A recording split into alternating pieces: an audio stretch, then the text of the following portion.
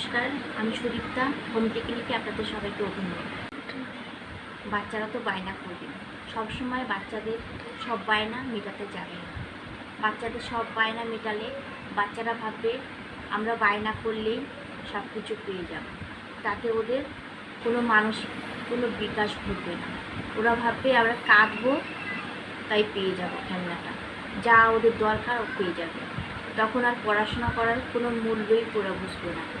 পড়াশোনা করে যে চাকরি বাকরি করে যে টাকা পয়সা ইনকাম করে যে ওটাকে কিনতে হয়, ওটা কেনার জন্য কত কষ্ট করতে হয়, সেটা ওরা কোনোদিনও বুঝবে না। সেজন্য বাচ্চাদের পড়াশোনা ভালো করার জন্য সব বায়না মেটাবেন না। আর বাচ্চাদের সব বায়না মেটাতে গেলেই বাচ্চারা বিগড়ে যাবে, তখন ওরা পড়াশোনা করতে চাবে না। যে বায়না করলেই কাঁদলেই তো জিনিসটা পেয়ে যাচ্ছি, পড়াশোনা করার কোন দরকার, চাকরি করার কোন দরকার, কাঁদলেই পেয়ে যাবো বাবা মার কাছে। এইটুকুনি আমার বলা ছিল। ধন্যবাদ।